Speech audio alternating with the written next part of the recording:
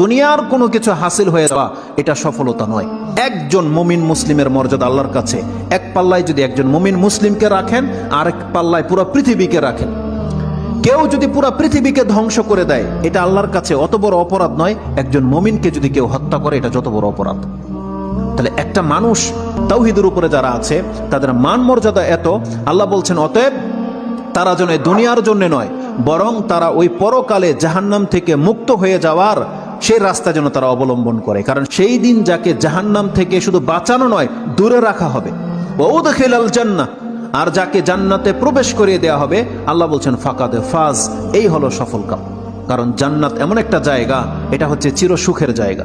একবার শুধু কোনো ব্যক্তিকে জান্নাতে ঢুকিয়ে দিলে জীবনের যত পেরেশানি আছে সব দূর হয়ে যাবে, সব দূর হয়ে যাবে।